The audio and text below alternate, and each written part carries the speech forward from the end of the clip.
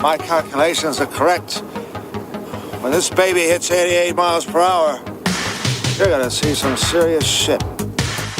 They're here. Do you really think you have a chance against us, Mr. Cowboy? Yippee-ki-yay, motherfucker. It's showtime. Right, welcome everybody to another episode of the VHS Strikes Back. I'm one of your hosts, Chris, and my co-host and very good friend is Dave. Hey there, Chris, and hello to our listeners out there. Welcome to the VHS Strikes Back, the show where we dust off the old video player and go on a nostalgic journey to look at the good and the bad movies of yesteryear. Now, Chris, what are we going to review this week? Well, Dave, it was my pick, and this movie just for some reason was on, I don't know if it was on a YouTube algorithm or whatever, but a movie I completely forgot about, but I have watched so many times. I had it on VHS. I don't even know why I got rid of it on VHS, but it was a film I loved as a kid. So this one is starring, Dave, Mr. Kirk Douglas and Mr. Burt Lancaster, and it's called Tough Guys from 1986. So I know when we first said it, you weren't sure, but I think there's been a few memories come back, Dave. So do you remember the first time you saw this one? Yeah, I think I had this on the old copied video. I sort of remembered a bit of it. Honestly, this film, you could have sat me in a room for a year and I wouldn't have remembered this film. I just complete blind spot in my memory. But then watching it, I was like, oh yeah, I actually used to watch this quite a few times. So I must have had it on the copied tape. And I remember different scenes, which we'll talk about. Thought it was quite funny, you know, an easy watch when I was a kid. We'll get into that as well. You know. And then, yeah, it's an amazing pick, to be fair, because this is one, completely forgotten about, but then did bring back a lot of memories. And again, it came out 86, so it must have been 87, 88-ish when I'd have watched it. And just, like I say, completely forgotten about it. I mean, how about yourself, Chris? Yeah, I'm the same. 88, probably. 87, 88, we watched it. I think it was a bit of a favourite of, like, sort of my grandparents as well. Like, my dad's dad, he was like into these sort of movies, loved the war films and all that. And obviously you've got two massive iconic movie stars from like the 50s and 60s, especially, you know, Kirk Douglas and Burt Lancaster were amazing, and they'd been in movies together. This was their seventh movie together. So I think I didn't have a clue who they were, to be honest, as a kid. But remember, we rented it from the video shop, and then like my dad loved it as well, and it was one of the movies we just put on, and it'd been on UK TV a couple of times. You say about having a dodgy copy, and when we bought it, I think I bought it maybe late 80s, maybe 89, 90. I don't think it was one of them, as I've told the story, the Lethal Weapon Beverly Hills Cop, you know, getting it for my 10th birthday when I'm like, they were both 18s, but I think it was it was one of the movies that we bought, and we just enjoyed watching it. And I've probably seen this movie as a kid about 30 times. I'm not exaggerating. We used to watch it all the time because my sisters loved the bit when they used to kick them in the balls, and, you know, like they were punching things. It's just like one of the movies where, of comedy. Yeah, the height of comedy at the time. But I think me and my two brothers watched it for what it is, like, you know, the heist type thing and all that, never really taking much attention, whereas my sisters liked it for just the silliness of it, like when he's dancing, Kirk Douglas, and I remember him thinking it was hilarious with the young girl in that fucking nightclub and everything, you know, and all that sort of thing, you know, bounce at me and all this stuff. So there was different things we took out of it as a family. But again, I don't think I've watched this for, I mean, I've been with Sam for 26 years. I don't think I've watched it in the entire time I've been with Sam. There's no way we've sat there and watched this at all. And I may have come across it maybe once on UK TV, but it's been a long time for a movie that as a kid probably meant as much to me as, like, say, Beverly Hills Cop or Lethal Weapon in some respects. So yeah, really strange I've never had it on the list. And then I thought, yeah, I've got to do it. It's the first one of 2025. Let's just throw it in there. So I'm sort of looking forward to it after watching it, Dave. But and it is one of them movies you're going to have to pay for it, like we've done off like YouTube or Amazon. It is available, but it's not on any of the streaming sites at all at the moment, because it's just such an old movie as well, and probably not one that many people in the UK would have come across, really.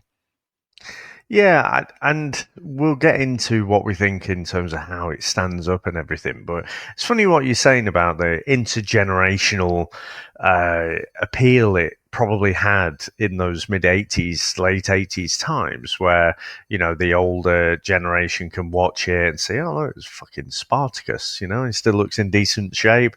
And then the kids like it for the goofiness, the wackiness. And yeah, I guess this idea that, you got these older people, but you've got like you got Dane McCarvey in a straight role there, haven't you? It's just a bit weird, old Garth.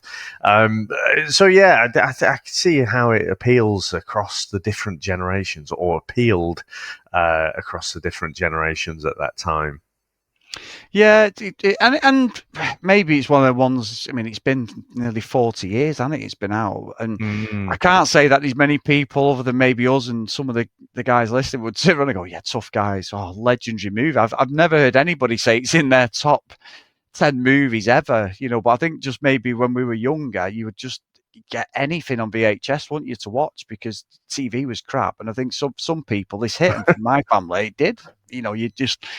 It was just like silliness watching these two old granddads do what they do.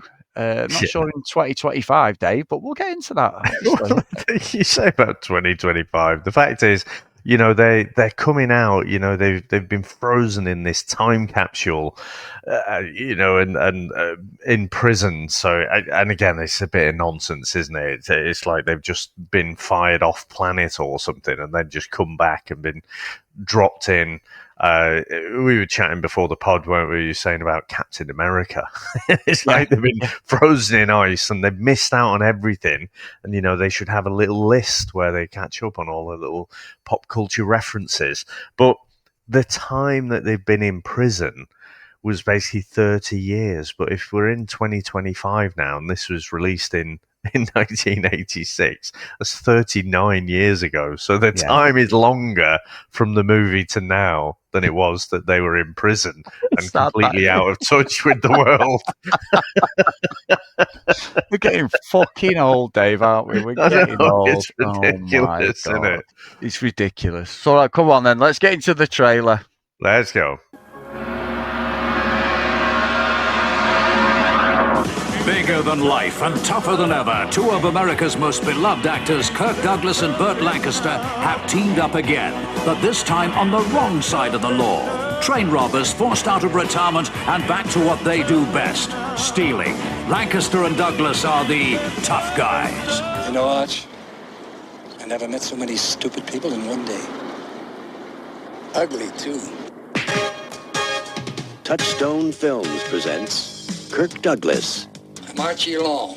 Burt Lancaster, My name is Harry Doyle. in Tough Guys. He's 72. I'm 67, and these ain't disguises. They've been in prison since 1956. I want to try chicken McNuggets. Now they're out, and things have changed. Men have changed. Women have changed. What are you doing? I'm the man. I'm supposed to do that. Music has changed. Workouts have changed. The old gang has changed. What? The old neighborhood has changed. The only thing that hasn't changed are Harry and Archie. Stop waving that gun in my face. Who's gonna make me Grandpa? You're the last of your kind. We are. All they want is respect. The great Archie Long, working as a busboy. All they get are rules. If you don't eat your food, Mr. Doyle, I'm gonna be very upset. All they can do is break them. I don't want to fit in anymore. That makes two of us. Real food! Real food! Real food! Let's go back to doing something we really like doing. You mean like robbing and stealing? You could start by giving him your gun. Together we can do anything. Trains being robbed. You're crazy. Nobody robs trains anymore. I'd say you've been misinformed.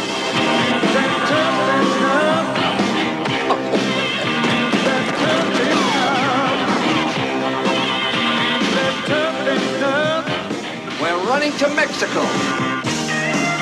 The tracks don't go to Mexico. Nothing's gonna stop us.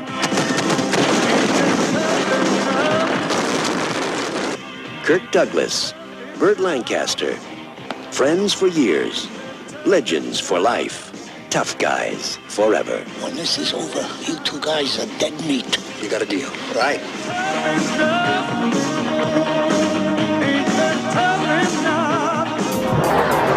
From action to laughter, from fantasy to thriller, from the greatest movie makers in the world, brought to you by Rank Video. A vision of the future. Gangsters Harry Doyle and Archie Long are released from prison after serving 30 years for hijacking the Southern Pacific train, the Gold Coast Flyer, in 1956. Their parole officer, Richie Evans, meets them at the gates, offering them a ride to collect their Social Security. Meanwhile, Leon B. Little, an elderly hitman with bad eyesight and an outstanding contract on them, immediately tries to kill them. But Harry and Archie get away. Now, Chris, what do you reckon to the opening of this movie? The fucking cadence of your voice then as it went at the end. Yeah. So, the intrigue, yeah, the suspense, the drama. Well, to be honest, you've got Kenny Rogers does the intro song. They don't make them like they used to. So we get all that, don't we? We get this like thing as if they're in prison and these little pictures and little nods to something. Because, like you say, this is 85. This is filmed in it, and they do reference the 86. It comes out. They do reference the 30 years and everything. And it's weird because you see them, and obviously Burt Lancaster's in there, and he's getting his gear ready, and he's in his prison cell, which is fucking tiny. And then you've got Archie there, and Kirk Douglas is doing the old barbell curls, in he, and he's got like the belt on, and he's looking, and they're like annoying each other, but they're really close together. And then as they get released, it's sort of like, it's bizarre because, as you said, we were saying what we were talking before the podcast, but you did mention the same thing, like the time capture thing is because they've got the same suits on from like the 50s, haven't they? The 40s, 50s, the gangster movies that we've seen.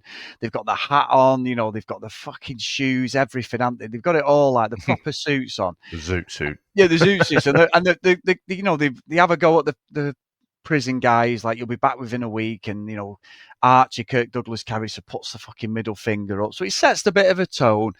And then they're literally walking down the street, and obviously they just fucking meet this gang, don't they, who are literally just there. They've just come from prison, and then they're just going to mug him. And we get the whole thing, don't they, where he just like, they interact, and Burt Lancaster gives a bit of jip back, and they're like, yeah, granddad, and they've got knives and that, and he's like, yeah, we've got rules of street fighting, and Kirk Douglas just fucking, they chin him, don't they, sort of thing. And then it's like, this is fucking bizarre straight away. Like, because as a kid, I thought it was amazing. Like, yeah, these two old granddads have still got it. They're still as tough as they were. But then obviously, Leon B. Littleturtle, E.I. Wallet, there's an unbelievable, and I'm sure you've read this, but there's an unbelievable bit of trivia that Adolf Caesar played Leon B. Little and had a heart attack while he was making this movie.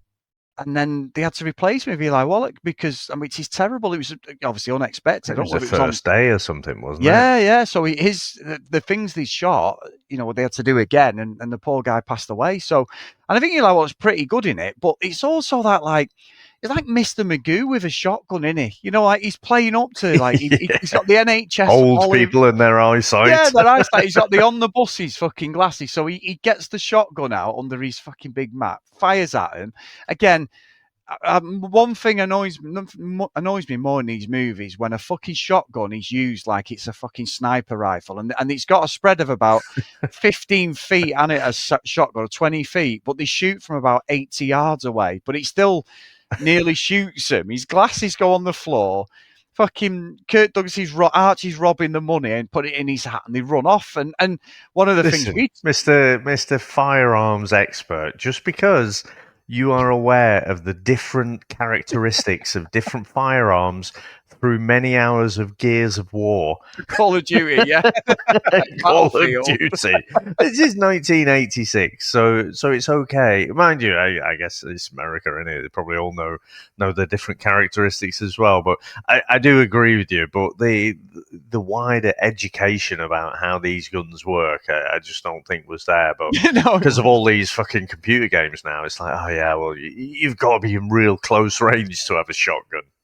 yeah, that's right. Yeah, like I'm fucking, some SAS expert or something. You're right, but However, it then literally within about 15 minutes, we've got all these things unfolding. So they then go to the bank, don't they, to get the social security thing, because they've got this check from the prison service and all that, so they can set themselves up. And the guy won't serve Burt Lancaster's character Harry, does he? He's got this driving license that's obviously 30 years old and all. But then there's a fucking robbery, Dave. Straight away, it might as well have been Steven Seagal in a 7-Eleven getting a fucking Pepsi and 3 guys coming with shotguns to rob fucking $200 from the fucking and some cigarettes. And you get it in every movie, don't you? And that's a cliche, but they take him down, don't they? They just Archie chins one of them, Harry takes the gun off the other. The guy then faints, and the heroes but I find watching it this time, I don't mind Archie, but Burt Lancaster's character is not very likable for some reason. He's a moaning old bloke, isn't he, really? 72. I mean, I can relate to him. Oh, yeah. As we get older, but he gets condemned to a fucking old people's home, doesn't he? And Archie's 67 because the retirement age is 70. And you get this little... But this happens. All this stuff has happened in the space of about 8 or 9 hours of him being released from prison, isn't it? It's not like there's a time lapse. Everything with their life, the way that it's going to pan out, it all just happens straight away, which I find really bizarre, because at some points I'm like, this must be over a few months. There's certain scenes, and then you're like, no, this is like the same day, and you're like, oh, right. So I think there's a message in the movie about like when people get to a certain age, they're treated like they're on scrap, and I think there is. But I also don't believe the timeline of events, because they literally have this unbelievable 24 hours as when they first get out of prison. Yeah, and it is a bit screwy, isn't it? Because basically, Burt Lancaster, he goes down this route of going straight into an old people's home. Not assisted living or anything. And I was thinking, I wonder if it was like that at the time, if you had no family or anything, like now you'd expect you stay in your home for as long as possible, don't you? And you have people coming round if you need help with cooking and whatever. And then the last resort is you go into the old people's home. Whereas he's going around beating up street hoodlums. There's nothing wrong with him, but then he's going into an old people's home and he's absolutely fine and putting out the moves there and stuff, chatting up the ladies who he just so happens, it's an incredibly small universe, isn't it? But he just happens to meet someone who he knew from all those years ago, and so it's a bit ridiculous, but he seems to be on his timeline.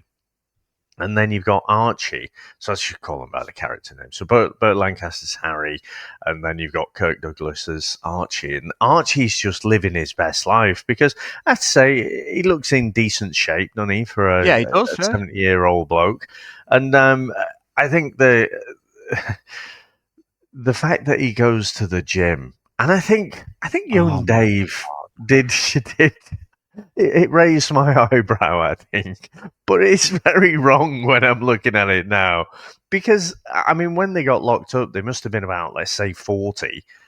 And then they're in here. And it does look decent for his age. But for his age, like, he's fucking 70. And then you have Skye, who we have seen before. We have seen this actress before, Chris. Do you know what it is? No, but I know she's been in something we've done, definitely. Because of... All right. It felt like there was an end to that sentence. No, sorry. No. So, but it's Darlene Flugel, and she was in Battle Beyond the Stars. She was the sort of love interest at that point. Do you remember the whole interaction? Like, oh, do you have kissing on Earth or whatever it was? So not on Earth, but wherever it was. Yeah. so yeah, we'd seen her before, but basically, she's got the fucking hots for him as soon as he turns up, and I'm like, what the fuck? Yeah, that's we were talking some fetish shit, aren't we? Here? Because I found that bizarre. He goes into the gym, and the gym is like a Jane Fonda fucking video. I'm not fucking upset with it, Dave. Let's be honest. He's got his full fucking Al Capone fucking suit on, Annie, the gangster suit. And he comes in and he's got his little bag, and she's like, yeah. And he's like, where's the gym? And she's like, it's here. And you've got all these women. He walks into one room and there's two women there, which looks like a porno. Again, maybe I've seen these things before. Doing the old, I'm doing it myself as I'm talking, the old, pulling the legs apart on them machines, the thigh tone of things and all that, you know what I mean? And even in normal gyms, I find that bizarre. But the thigh tone of machines, and they're looking at him dead sexy, aren't they? They're all oiled up and everything. And he's like, about turns, and then he does a bit of weights, and then he's doing the bench press, and she comes over, and then that's it. Then she's I said it last week as a comment, but she has got a wide on Dave. She's on it. She's like, I don't care how old you are, I want you. Let's have it. And she just puts it on him straight away, because she's like, as if like no man has ever been in the gym. She's like, great to have a real man around here and getting it up. And I go, I can get it up. Oh, you can get it. And there's these little jokes that don't land.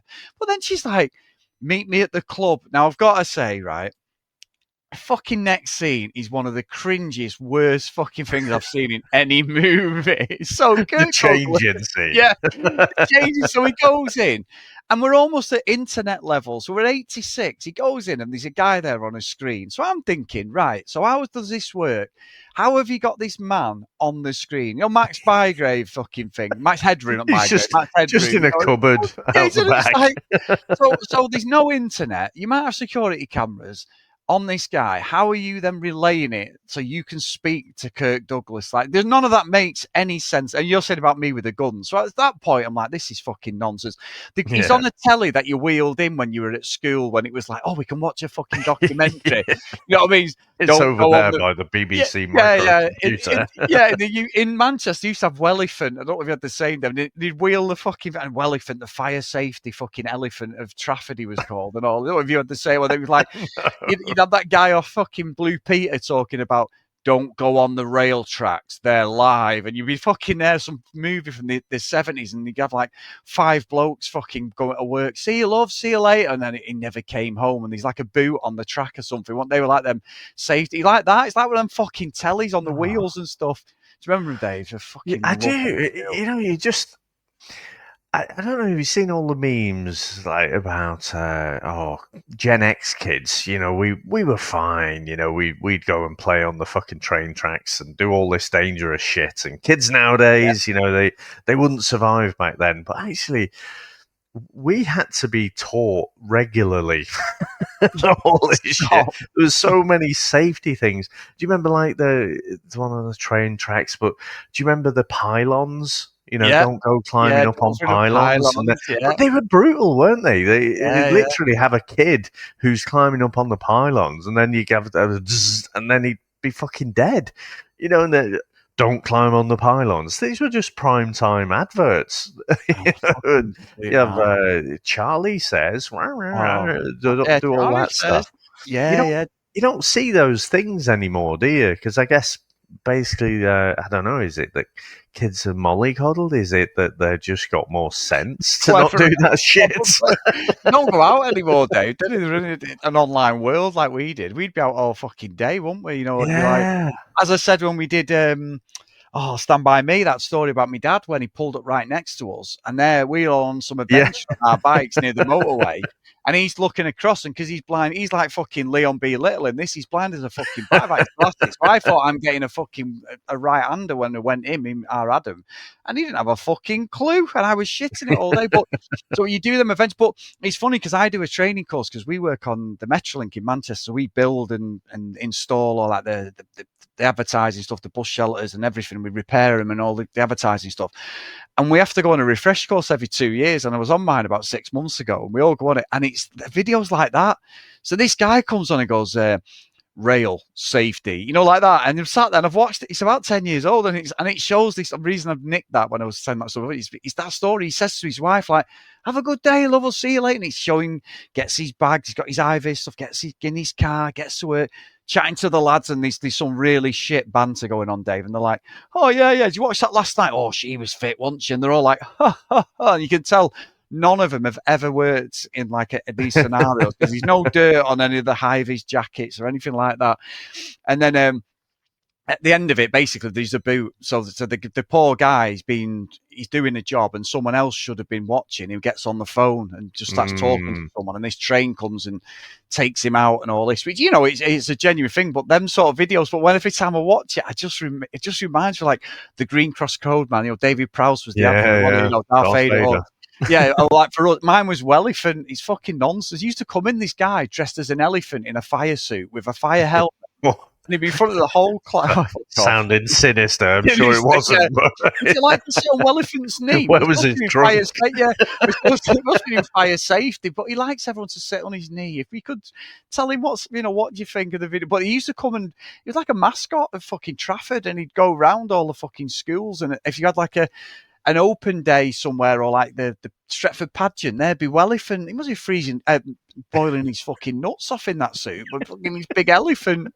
He's probably a fireman, like Fred the Red or something, Dave, at United, you know, like some fucking bloke dressed up. But yeah, it's bizarre. But yeah, anyway, so sorry, so I've jumped all over. So, but he goes in there, and then he starts putting these suits on, and they're like, we only deal in avocado, and that, you know. Archie goes, I don't want to eat it. And he's like, getting there. And he's putting on like these Russian fucking Kosov outfits, isn't he? And I'm like, he went in the 80s, maybe in some bizarre. And then he ends up in a suit that fucking Doc Brown wears in fucking 2015 when he goes Back to the Future 2, doesn't he? And he goes, like, he does the thumbs up, and the guy goes, oh, yeah. He's doing his nails, and he's looking, going, oh, yeah, that's great. And I'm like, he looks like a complete fucking cock, you know what I mean? Like, I know it's for the movie, but then it's the dancing in the fucking nightclub does it for me. That girl looks completely different, doesn't she? She's got the frizzy hair, she's got the outfit on, and she is just like, it's not like he's leching onto her. She is leching onto him like he's got a fucking dick as long as a fucking foot-long ruler or something. She's like so into this old bloke. It must be the smell of fucking Brute or something that she likes. But she's got daddy issues. She's on him. Which is ridiculous. Daddy issues. Cross my mind. Yeah. And then that guy bumps into him, and Kirk Douglas is doing this fucking dancing, Dave. I swear I'm doing it now. My toes are curling. He is just, I don't know what he's doing. And that guy bumps him, and he's like, bump, or, you know, whatever he's saying. And then he just chins him, doesn't he? And he's like, oh, I really love the dancing. It's like street fight or boxing. And I'm like, but then she is just nailing him all over. And I'm not being funny, Dave. What is going on with him? He's like, I'm not fucking 18. I'm like, mate, I know there's no Viagra at this point. Just leave. Just go with it, man. Going from this point? I'm jumping too far here, but this point when he bins her off, I'm like, where do you think you're going to go from this point? This is like the lottery ticket of lottery tickets for a 67-year-old man. You better get your turbo dick injected with steroids or something, Kirk, because, you know, Archie is on. I was so disappointed in him, Dave. I'm sorry, I was disappointed in him. I kind of know why it went that way for the story. Obviously, he was living the young life, wasn't he? You know, he keeps in shape, and I think. Whereas Harry is embracing just being old, but he's gone a bit too far, you know, and society wants him to be older. You know, the idea that he would have sex, you know, with a woman in an old people's home, it's fucking, you know, it's being disruptive, or what they call him, a disruptive influence. You know, and again, I thought that was a tad odd. But then Archie's trying to just live his younger man's life. I mean, the thing is, like say, when they'd have gone in there, they must have been about 40. So I don't know, is he hitting the nightclubs back then, or whatever the fuck, you know, whatever the equivalent was, dance halls or whatever it was. Yeah, when he goes in, I mean, it's almost a bit of a Pretty Woman. I could almost hear, they should be doing Roy Orbison's Pretty Woman here, you know, and he's doing the whole changing thing, but. I've not seen it in any of the trivia or any of the comments at all.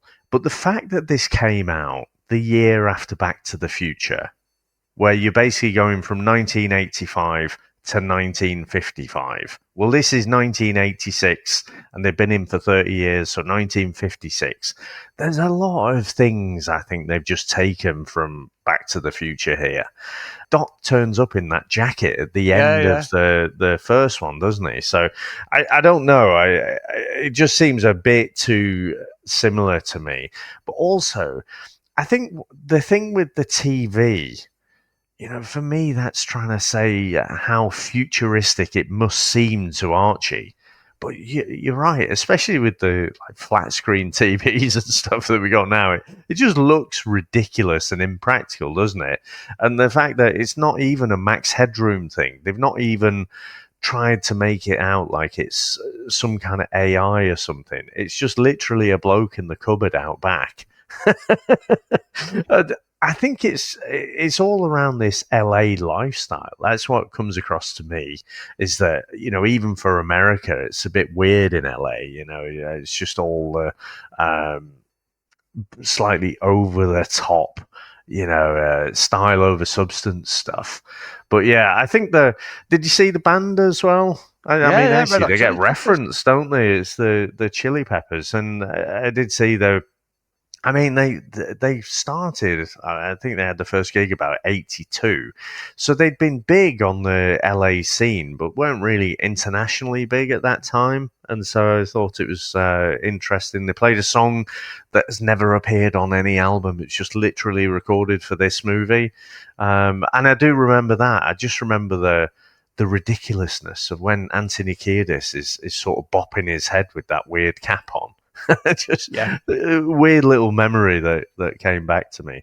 But yeah, I can see why Archie did have to go. And let's face it, right? This girl, she wanted to not only nail him at every hour of every day, it seemed, but she wanted to go out partying every night as well. I don't think I could be doing with that either. Yeah, maybe I'm doing him a disservice, Dave. But I think as well, and we haven't talked about him, but Dana Carvey's character is bizarre. So we all know him as Garth, don't we? Wayne's World, and I've seen him in a few of the odd comedy before Wayne's World. But in this, he's purely a straight character. He's a probation officer. It comes to me. He's the one who puts Harry in the old people's home and says to Archie, you can't see each other for 3 years, which, it must be some rule then. So and then when they're all saying I won't see you for 3 years, I'm thinking, I don't think how many years you're going to be here in 3 years, to be honest, especially Harry, because he looks like life has just been zapped out of him. But he was ill, wasn't he? He was. Camera. Yeah, he was ill, to be fair, because he said, didn't he, they had to have cue cards in massive text because of his memory and everything, didn't he? The poor guy was really struggling to make this movie, especially as he'd had the bypass. He's the scene where he's running and stuff. He went in 94, so 8 years after this. So I suppose it did sound like he was really quite ill, and with his memory and everything. So another 8 years after this probably isn't too bad. No, you're probably right. But it is a strange thing with Dana Carvey's character because he's obsessed with them, and he's obsessed with criminals. But he's a probation officer, so he's got pictures of them up, the flyer, and I'm like, well, surely that's a conflict. His bosses know he's obsessed with these guys. He's asked for them so he can get them back into the world and bring them back in and all that sort of thing, and integrate them into what the world's about. And I just find this whole character bizarre throughout the whole movie because he's it's just, I don't know. It's a character I don't necessarily think you need. But again, you can't work on that side of the law. And obviously I'm going to jump a little bit. And then by the end, just because he's in awe of them both, go, fuck it, I'll just give up my life and get arrested. It's bizarre, isn't it? It's just so strange. It's that classic 80s thing. I was talking to someone earlier this week, actually, who's just on about older movies, and I was saying about Top Gun. I was saying, honestly, when you're watching it in the 80s as a kid, Tom Cruise, he's fucking brilliant, Maverick, and I'm watching it now, I'm like, you're a fucking loose cannon, mate. You should be jettisoned. Yeah. Val Kilmer's right. Iceman is right. You shouldn't be on that team. You're just a loose cannon. And I think it's that thing with the mid-80s. Dana Carvey's character, he's arguing with his boss. He's like, they're doing these bad things, and Archie can't hold down a job because he's got, he can't tolerate people, and he's working in the restaurant and stuff. He just can't be doing with it. And he's like, maybe the system's wrong. It's you're a probation officer, mate. Just these are criminals. And they're having to adjust to society. So yeah, I didn't know what was going on there, but it was classic mid-80s stuff where it's almost like the villain worship, isn't it? Or the rogue person's worship. So yeah, very bizarre. I agree. It is, and obviously we haven't mentioned him, but they've got Dave Jablonski, the guy who arrested him. Dave, now he looks like he should be in a fucking home, doesn't he? He looks completely. That poor guy. I know, obviously, he's a famous child and he's a massive actor, for years ago, and he's been in films with Burt Lancaster and Kirk Douglas, but he doesn't look in shape or anything, does he? He looks like really tired, and he's supposed to be like the cop who's just like resting out his days, but he's obsessed with him again. He knows that they're going to go back to the ways, doesn't he? And he sort of goes and sees them both, doesn't he? He goes to see Archie's, he's washing the pots, and then he's giving him a bit of shit. And then you've also got the bit at the bar where, because Harry's sick to death of he's bored. And again, Dave, timeline, we're not even a week out of prison now. So within a week, we're about 4 days out of prison at this point. This is how quickly it unravels. It's not like 6 months down the line where Harry's just sick of this old people's home, because you've got that big steadhead guy who's obviously abusing the patrons there. He's a big fucking gearhead, isn't he? And all the food and everything and all that. He's a bit of a weasel, and the woman's horrible and all that. And he goes to the bar and gets absolutely smashed. And then he comes, doesn't he? And Archie's just binned off the girl, and she's like, "Oh, are you going to be here when I get back?" And he's like, "No, you're a great kid." And she's like really upset, and it's like, you've just been nailing each other like rabbits for 3 days, and she's acting like they've been married for 20 years, and she's like, "Well, if you ever change your mind? What, when he's fucking 80, he's going to knock on your door and go, 'Come on, I'm back, let's go for it again.'" It's just these little things, inaccuracies with the movie, and how basically within 3 or 4 days they go, "Right, we're back. That's it. Boots are on." Because Harry's been wearing these fucking tweed jumpers, hasn't he? Burt Lancaster's been wearing tweeds, be proper embraced the old people. He's got the fucking chinos on and the fucking hush puppy shoes, whereas Archie's, like you say, he's a bit more hipper because he's not retired. But then when they put the suits on and they're walking down the street, and then it's like, what are we going to do? We need to make a statement. And then they see this armoured truck, and I'm like, oh, fuck me, I forgot about this. So I think the turnaround and we get to like an hour into the movie. The movie's on for an hour and 45, and it's an hour before they basically go, "Fuck it, let's just start robbing again." There's a lot of it. So I don't know. I think the pacing is off as well, and none of the jokes work. I mean, Kirk Douglas tries some slapstick jokes, doesn't it? And it's fucking terrible. Like the water, and when he's trying to wash the pots, and when he fucks off the restaurant and he throws like the barm cake in the guy's mouth, and he pulls the tape. That woman's being horrible to him, and all this. Like,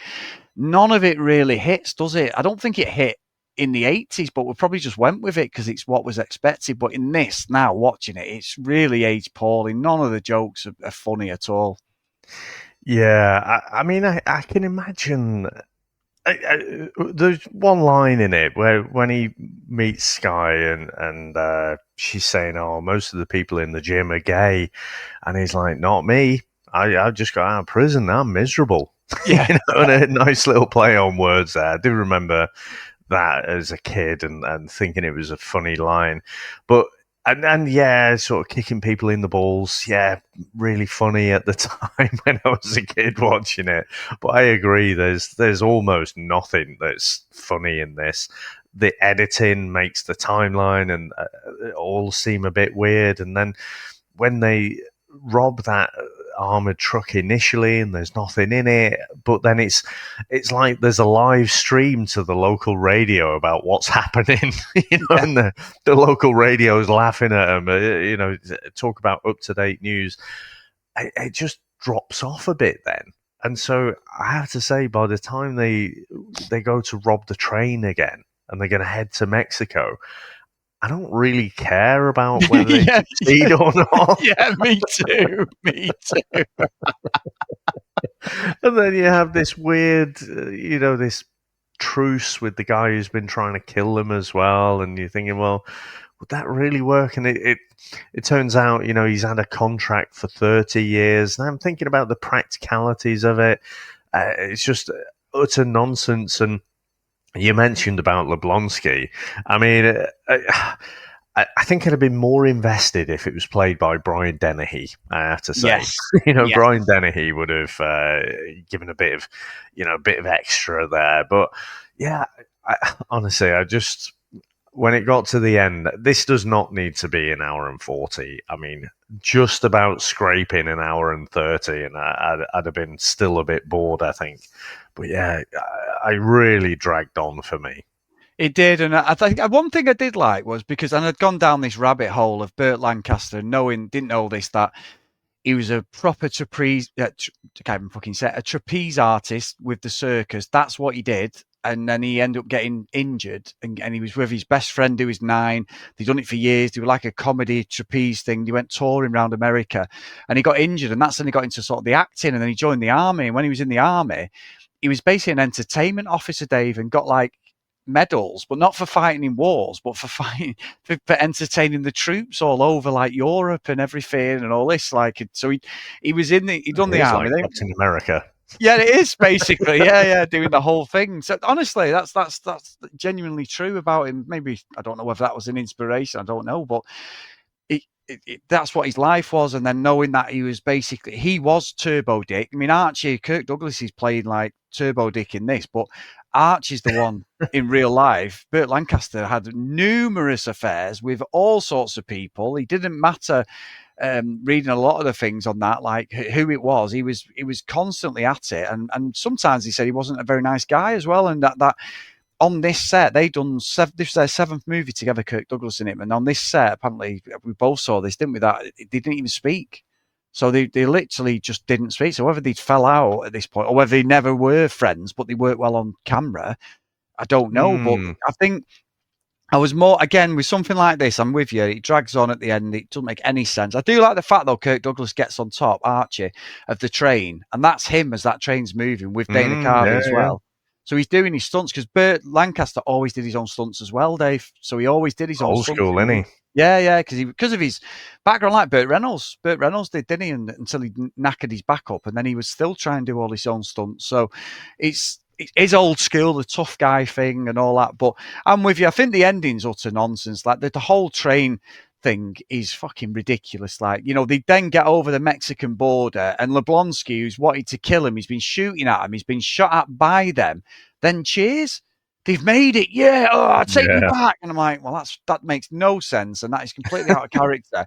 But what I read as well, Dave, that the actual train in the sand is a wooden replica of the train, because that's a real train that's been used in a couple of movies, and a film student from California bought that train, the whole complete train. It was a bit in disrepair, but the whole thing and the step for $130, Dave. So it does live, the train. The Golden Flyer mock-up lives, but apparently because of the camera, the other side's not made. So the right-hand side that we see on the screen is correct. The other side's just the props, basically. You can walk through it and all that. But it was it wasn't in a state of disrepair, but it wasn't great. It had been in like a backlot somewhere since the movie finished. But some movie fan person must have fucking loved it and bought it. So it does live on, Dave. But yeah, I think the end of the movie's bullshit. The whole kicking the Mexican, I'm thinking Mexican jails are not fun, mate. So you basically used to are going to get like a Turkish prison in Midnight Express, but yeah. Far off. No, exactly. but again, you get the whole skit again, don't you? Where they kick him in the bollocks, and I'm like, well, you come out, it's just you've got a bunch of Mexican cops armed, I have to say, and then it stops on the freeze frame, doesn't it? Because, like I say, kicking people in the balls is funny. But then I'm like, but what happens after? Yeah, me too. Do they just gun them down or what? But it doesn't seem like I get it for the comedy, but it's a stretch for me. It's like, all right, you're doing it. In fact, even when they did it with the local yobs, I mean, they just give them one crack and that's it. They all run off. Yeah, even Leon B. Little, when he comes out the storm drain thing, and he's there because they throw him down it, don't they? They drop him down it because of his eyesight. So he's obviously been down there for a few days. He just says, "Have you seen two old guys dressed in suits or something?" And they lit that guy who they punched. He's fucking doing like the moonwalk and that. And he goes, "Oh, there's another one." And they just fucking scarp. And this guy looks like Mr. Magoo or Elmer Fudd. I mean, he did have a shotgun, but you'd be thinking that they were going to have a go at him and go, "Right, we need to stop trying to mug fucking old people." But no, they all just fucking leg it, don't they? It's like, it's bizarre. Old people, they kick you in the balls.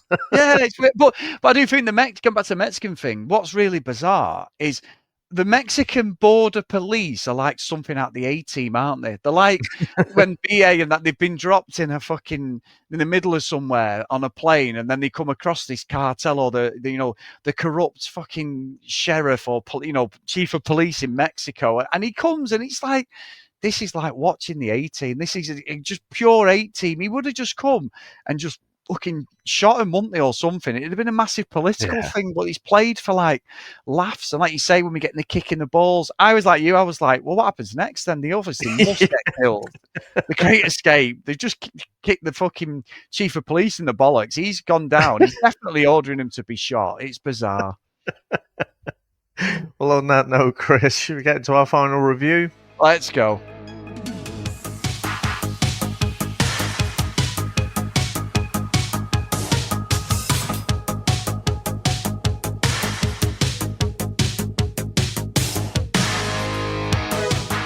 So, Dave, I was really looking forward to us reviewing this, and like when obviously we spidered that on last week, we revealed it, had some good fun, like briefly talking about it. But again, I kept thinking this is probably not aged well at all, and it hasn't. It's fucking rubbish. In certain bits, it's terrible. I mean, I'll never forget Kirk Douglas's dancing now for as long as I live. It sort of makes my famous two-step feel as if like I've fucking John Travolta in Saturday Night Fever or something. I've his dancing is fucking awful.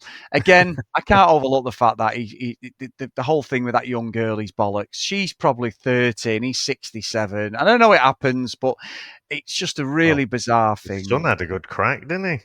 Well, yeah, to be fair, Dave, yeah. He's still going, isn't he? Catherine Zeta-Jones a few years younger than him. But yeah, it's that old, and I get why they've done it for the movie. It's not that, like, lead actor saying, the girl's got to be, like, 20 years younger or whatever, like it has been played out so many times in these movies, as we watch, especially the older ones.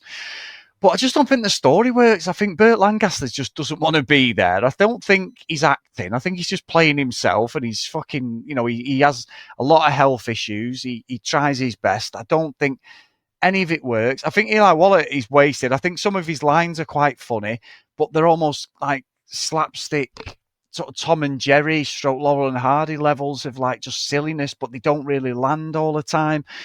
And I just think it's a mess. I don't think it's absolutely horrendous, but I think I'm going to put it in Elm Street. I think it's one of the ones that I could possibly make myself watch it again, considering I watched it as a kid and it felt very familiar. But yeah, it's certainly not aged well, and it's not a great movie, to be honest. So what about yourself, Dave? Well, my mind was just wondering there, because you said about, the Hollywood thing, the classic thing of the blokes about 20 years older. And I thought, I wonder what the age difference actually is. Go on, is it worse? So, Kirk Douglas was born in 1916, so right in the midst of the First World War. 70. He was 70 on this movie then, wasn't he? Dead on 70. And Skye, played by Darlene Flugel, was born in 1953. So that is a whopping 37-year age gap. Chris. My God. So I think that must be a record for the films that we've watched, and we've laughed at this age gap plenty of times before. But I think that might be, the peak, the pinnacle of an age gap, I have to say. Yeah, that is an age gap. It's like a whole middle-aged person's difference. But anyway, Chris, this was not good. This was pretty terrible. I'm glad you picked it, because I'd long since forgotten about it. Just like say, I'd have sat thinking about movies for a long, long time before I remembered this one, and I'd have had to have been prompted. Even when you said it, I was like, I don't think I've seen this, but yeah, definitely had. But it is not aged very well at all. I don't even know if you were into your movies properly. as an adult in the mid-80s, I don't think you'd have liked this either. And I did see it had some mixed reviews as well, so it's not good. It is an Elm Street as well for me. I just think I like the nostalgia of, thinking back to it, and I can see why it would appeal a little bit back in the mid-80s. But yeah, it's just not good. It's like a half-arsed idea. I'm sure, riding on the back of Back to the Future, that idea of playing about with a 30-year time gap. And yeah, you bring back some classic old Hollywood actors, but you make them badasses. I can kind of see why, as a back of a napkin idea, you think, oh yeah, this could be funny. This trouble is, it just isn't. And probably the most iconic bit is Kirk Douglas in his Doc Brown gear, dancing around. I think the guy, because Chili Peppers were kind of this blend of punk and funk, weren't they? So there's a lot of bopping into each other. But I guess that's probably the most iconic scene for me in the whole movie. But yeah, I don't think I have to watch this one again. Not completely terrible, not the worst thing I've ever seen, but yeah, not good either. So where's it going, Dave? Elm Street. Ah, right. Sorry, you may have said that. I did, but you were probably, you probably drifted off. No, I lost you for a bit there. Yeah, no, sorry, I'm still thinking about that age gap. But anyway, so, Dave, so it is your pick. Now, just go lightly. But yes, what have you got up your sleeve? Because I don't know what you've got. I genuinely don't. Well, Chris, I did say, and I still blame Santa with muscles. What a movie. What's that? I did say this was going to be the year of the stitch up, and the Patreons are coming through there as well with some of them. Now, I don't know if I can, unlike Archie there, I probably can't keep it up for the whole year, but I am going strong. And last time it didn't work when I picked Gore, because I didn't factor in the Rebecca Ferrati element of it, and you actually enjoyed it a lot more than I was hoping you would. But this time, Chris, we are going to revisit a twin couple that we'd enjoyed a little bit towards probably about 6 months ago, I'd say, from memory. Yes. So this is David Paul and Peter Paul. We knew them in Double Trouble. And it is, Chris, we're going to revisit that genre, that sword and sorcery genre. And this is The Barbarians. Now let's get into the trailer. This was the movie that started their careers, really, Dave. You'd have the cameos. At the dawn of time, in a world of savage, a tyrant of darkness ravaged the land. Another Riddler, Dave. And captured two defenseless children. Raised as slaves. Trained as gladiators. Bodies on them here, aren't they? Unbelievable. I mean, only together could they defeat it's the same Conan thing where they just, they're doing hard labor as slaves. But that really beefs them up. Adventurers. Dave. So hasty on this movie. They were the Barbarians. I want that head! Very interesting. Full respect. It's worth taking a mind.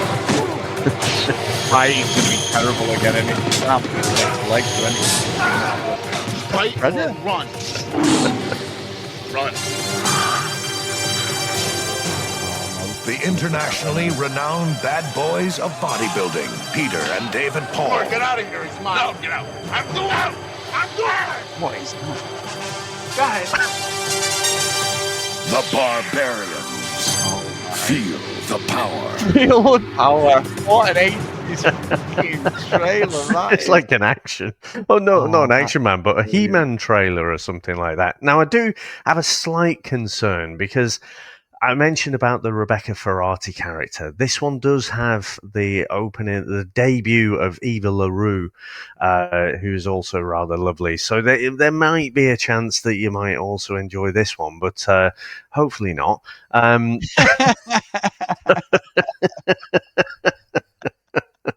But yeah, I can't wait for next week now. Oh, that's going to be amazing. Dave, I think you may have dropped a bullet there, my friend. I've got to say, it definitely isn't. Well, not that it isn't, but it could possibly work against you. Just seeing that little clip, knowing my attraction remit, shall we say, of young ladies, yeah. The brown-haired Latino looks. You may have dropped a big clanger there, Dave. But anyway, the Barbarian Brothers are brilliant. That rabbit hole we went down when we did Double Trouble, and that was unbelievable. Wasn't it? What a sad state for the guys and everything, and they were just almost like circus acts, weren't they? Like a freak show at some points, for what they did. It was all about the body. So no, I'm glad you've picked that. Because that was one, and there's another one in my back pocket that they do, which I just said before we got into the show, where it's almost a over-the-top rip-off, Dave. So I'm be interested in that one. So anyway, I think you've dropped a bollock, shall we say there, my friend. So if you want to email us, the VHS Strikes Back @gmail.com. If you want to follow us on social media @VHS Strikes Back. If you want to support us, please get over to patreon.com/the VHS Strikes Back. And a massive thank you, as always, to everyone who support myself and Dave, past and present. We really do appreciate it. And also on Patreon now as well, you can support the podcast. There is a free membership support thing there, which is really good. You'll see the posts and stuff, what we do. But obviously, we have the other side as well, where we have the roll call of honor. But yeah, you can get over and have a look at what different things we've done in the past. We do appreciate that. So a massive thank you to Gareth, Mike, Lee, Helen, Dylan, Dan, Justin, Susan, Timothy, Matt, Hales, Kent, Lucky Lulu Green, Herbs, Jack, Math, Blake, John Hammond, and Mr. Tony Farina. So thank you so much, guys, for your support. We do appreciate it. Amazing stuff, Dave. Awesome. Well, Chris, for our little musical number, I was umming and ahhing about this one. Obviously, we got the Chili Peppers. Like I say, they didn't just appear. They recorded a song specially for this. They were also name dropped. I thought, could I go down that angle? And then I thought, no. When Archie comes into the gym and he sees all of the girls in basically an Olivia Newton-John, let's get physical video. And I thought, let's go down that kind of angle. So here we go. See, the intro guitar is a bit Chili Peppers. That is Chili Peppers, yeah. Yeah. It's got that tone, hasn't it? Bass line there, Dave. You got your bass out.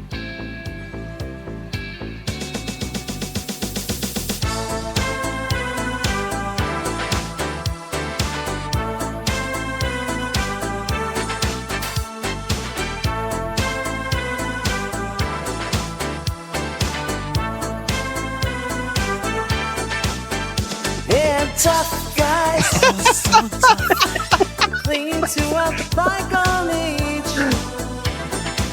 I think this should have been when Archie's asked to dance with that bloke. Maybe he went to the old bar.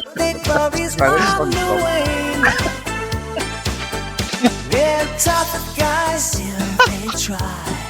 In their suits from World War I. They're tough guys, why oh why? Two old dudes on the run. Two old dudes on the run. Harry's had it. He wants some peace. No more highs, just a life. You're getting a bit Pet Shop Boys here. I was just going to say Pet Shop Boys. Yeah. Right home. No train chases, just home. Archie bursts in with a gleam in his eye. Harry, come on, let's give crime one more try. But Harry sighs, I've hung my hat, I'm here for bingo, much all that. Lean on to souls, and that's why. They're tough guys, oh so tough. Clinging to a bygone age. They're tough guys, yeah, they're tough. But they this is one of them one-hit wonders you watch from the old Top of the Pop. You're like, it's like a smash hit, you've never seen him again. Yeah. Now that's what I call 80s. Yeah, you can see the crowd and he fades out the song, don't you, as they're still miming. The song's finished, they're still miming, aren't they? And the crowd goes fucking miles.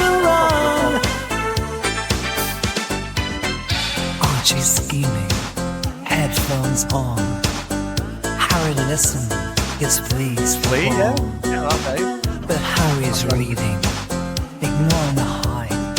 Archie, your playlist is not my time. At the gym, Archie's doing his thing, singing cheap pedals while he's rocking the song. Harry grumbles, couldn't give a damn. Archie grins, this funk's my jam.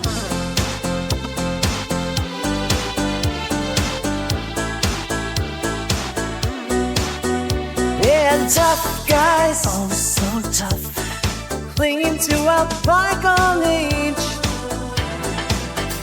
They're tough guys, yeah, they're tough, but their glory's on the wane. oh so tough, Investors from World War I. yeah, they're tough. Very worried about this. They're tough guys, oh so tough, working hard. They're tough guys, yeah, they're oh tough, so hard. They're tough guys. So there you go, Chris. That was the workout video of the tough guy. What I was saying there, Dave, was Flea is also in Back to the Future, and he wanted Biff's gang, so he's in both movies. Yeah, so that was what the little reference. Yes, that was the reference I was going for, Dave. So there is a Back to the Future reference there. It didn't even occur to me, that one. You're right. But no, again, cheers for picking this one, Chris. Like I say, it was genuinely pulling back from a bygone age. And long since forgotten about it. But next week, I cannot wait. So thank you very much, sir. Thanks to all our listeners out there. Thanks to all our supporters, and speak to you next time. Bye. That's it, man. Game over, man. It's game over. What the fuck are we gonna do now? What are we gonna do? Maybe we could build a fire, sing a couple of songs, huh?